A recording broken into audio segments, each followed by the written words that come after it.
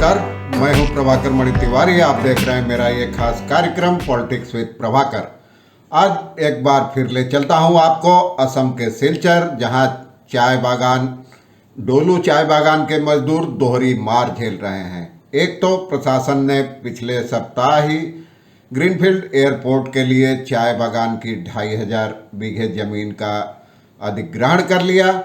उसके बाद अब प्रकृति की भी मार उन पर पड़ी है। कछार इलाका भयावह बाढ़ से जूझ रहा है और डोलू चाय बागान का संपर्क भी कई इलाकों से टूट गया है। तमाम इलाकों में पानी भरा हुआ है, जमीन खिसकने की घटनाएं हुई है।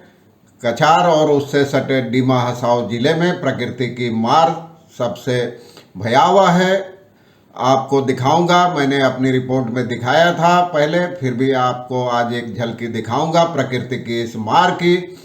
डोलू चाय बागान के जमीन के अधिग्रहण पर लगातार सवाल उठ रहे हैं, उठते रहेंगे, लेकिन प्रशासन के पास इन सवालों का कोई जवाब नहीं है।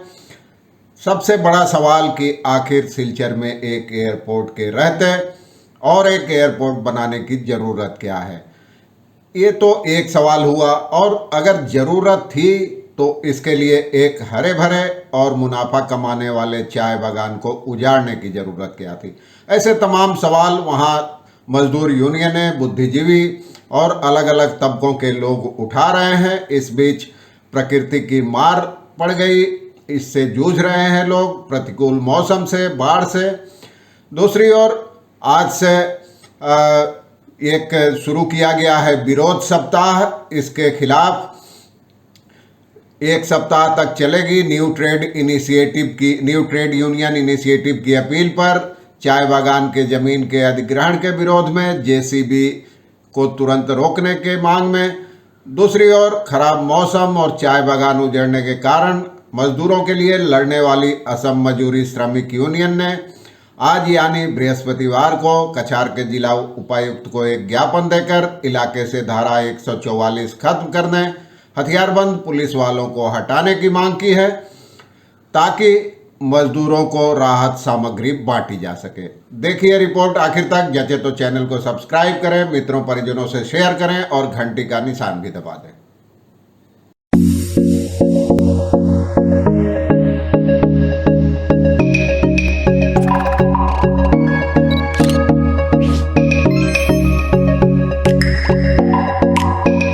चलिए पहले मैं अब तक की घटनाओं की एक झलकी दिखाता हूं। क्या क्या हुआ, कैसे मजदूर आंदोलन कर रहे हैं, किस तरह जेसीबी से बागान के पौधों को उजाड़ा गया। उसके बाद दिखाऊंगा कि प्रकृति की मार से कैसे जूझ रहा है ये इलाका। उसके बाद आगे बात करूंगा क्या क्या हो रहा है, क्या आगे की योजना है।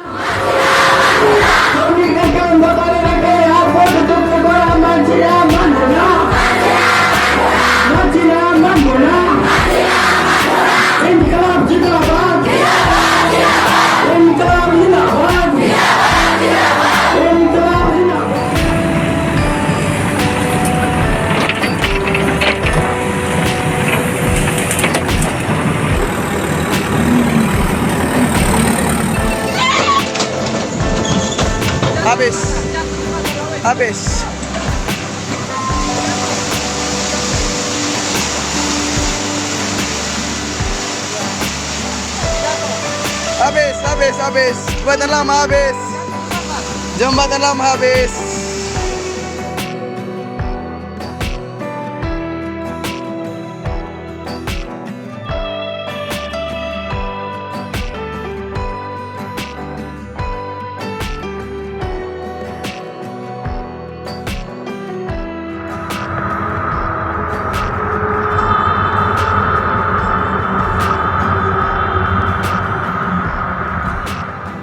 आपको बता दूं कि न्यू ट्रेड यूनियन इनिशिएटिव की अपील पर डोलू चाय बागान की जमीन के अधिग्रहण के खिलाफ बृहस्पतिवार से देशव्यापी विरोध सप्ताह शुरू हो गया है। ट्रेड यूनियन ने मांग की है कि डोलू बागान की जमीन को अवैध रूप से एयरपोर्ट को सौंपना बंद किया जाए, बागान में तैनात हथियारबंद पुलिस वालों को तुरंत हटाया जाए और मजदूरों के साथ कोई समझौता होने तक जेसीबी से चाय के पौधों को उजाड़ने का काम रोक दिया जाए। बेहद प्रतिकूल मौसम और इलाके में आई भयावह बाढ़ के कारण आंदोलन की आंच कुछ थमी जरूर है, लेकिन आने वाले दिनों में इसके और तेज होने का अंदेशा है। आप जानते हैं, ग्रीनफील्ड एयरपोर्ट बनाने के नाम पर डोलू चाय बागान प्रबंधन और 3 ट्रेड यूनियनों INTUC, C2 और BMS के साथ जिला प्रशासन ने एक समझौते पर हस्ताक्षर किए थे।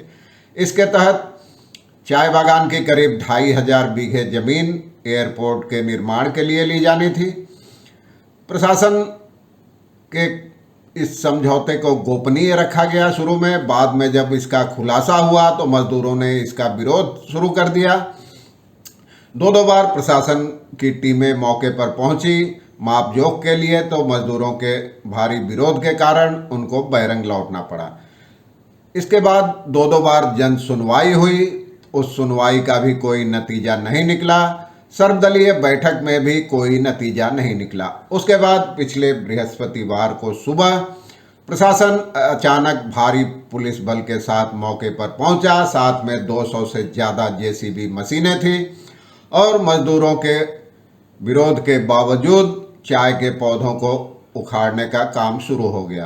पुलिस वालों ने विरोध प्रदर्शन और नारेबाजी करने वाले मजदूरों को एक इलाके में घेर लिया था ताकि वे मौके पर नहीं जा सकें। उसके बाद से ही नागरिक सभाएं हुई, कई विरोध प्रदर्शन का आयोजन किया गया। नागरिक सभा में फैसला किया गया है इस मुद्दे पर गुवाहाटी हाई कोर्ट में याचिका दायर करने का। अब जल्दी ही इसकी तैयारी हो रही है। इसके लिए एक सब कमेटी बनाई गई है। ये तमाम चीज़ें मैं आपको बताता रहा हूँ समय समय पर। इस बीच इलाके में बाढ़ ने कहर ढाया है। सिलचर और आसपास का डीमा हसाओ इलाका पूरा डूब गया है और न्यू हाफलॉन्ग रेलवे स्टेशन पर खड़ी ट्रेन भी पलट गई है। कई ट्रेनें फंस गई है। त्राहिमाम मचा हुआ है इलाके में। और इस बीच डोलू चाय बागान में भी पौधों को उजाड़ने का काम चल रहा है। तो अभी जब जान पर बनाई है तो आंदोलन तो थोड़ा धीमा होना ही था। हालांकि आज से ही न्यू ट्रेड यूनियन इनिशिएटिव की अपील पर विरोध सप्ताह शुरू हो गया है। इस बीच तमाम अखबारों में इस कार्रवाई के विरोध में लेख छप रहे हैं, सवाल उठाए जा रहे हैं। नुक्कड़ सभाओं में, नागरिक सभाओं में सवाल कई हैं, लेकिन इनका कोई जवाब नहीं है। सबसे पहला सवाल यह है कि आखिर सिलचर में जब पहले से एक एयरपोर्ट था तो उसी का विस्तार किया जा सकता था। वहां एक और एयरपोर्ट, वो भी महज 26 किलोमीटर दूर, बनाने की जरूरत क्या थी? और आखिर इसके लिए एक हरे भरे और मुनाफा कमाने वाले बागान को क्यों चुना गया? क्या आसपास की बंजर जमीन, बेकार जमीन का इस्तेमाल नहीं किया जा सकता था? और आखिर इसके लिए समझौते को गोपनीय क्यों रखा गया? इस समझौते से पहले मजदूरों की राय क्यों नहीं ली गई? आखिर इतनी हड़बड़ी में चाय बागान की जमीन के अधिग्रहण की कार्रवाई क्यों की गई? और भी कई सवाल हैं, जिनमें एक है कि जब प्रशासन और मजदूरों के बीच बातचीत चल रही थी तो अचानक JCB लगाकर चाय के पौधों को उजाड़ने का काम क्यों शुरू कर दिया गया?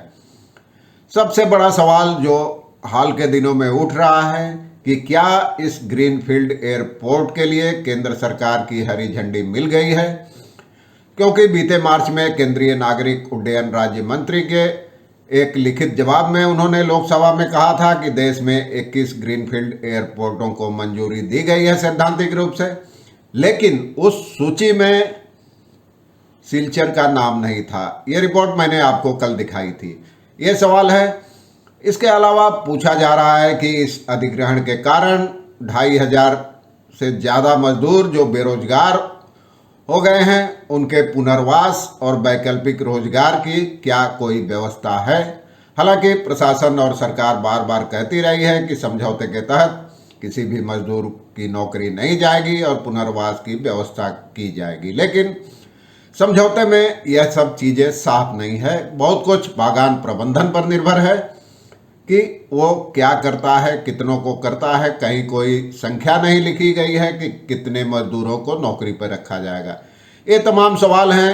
एक तरफ प्रकृति की मार है, दूसरी तरफ सरकार की मार है। इससे मजदूर भी जूझ रहे हैं, यूनियनें जूझ रही हैं और इसीलिए आज असम मजदूरी श्रमिक यूनियन ने कछार के जिला उपायुक्त को एक ज्ञापन देकर कहा है कि बागान उजड़ने और बाढ़ की वजह से मजदूर अपने घरों में बंद हो गए हैं, उनको खाने पीने की किल्लत हो गई है, तो बागान से तुरंत धारा 144 हटा ली जाए ताकि यूनियन की ओर से राहत सामग्री का वितरण किया जा सके।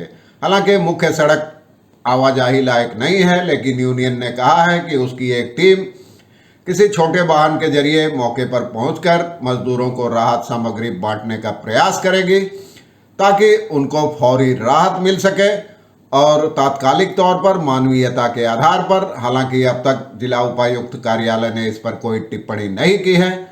तो यही सब चीज़ें चल रही है। आगे अगर कोई अपडेट होता है तो फिर मैं आपको बताऊंगा। आज के लिए बस इतना ही। धन्यवाद, नमस्कार।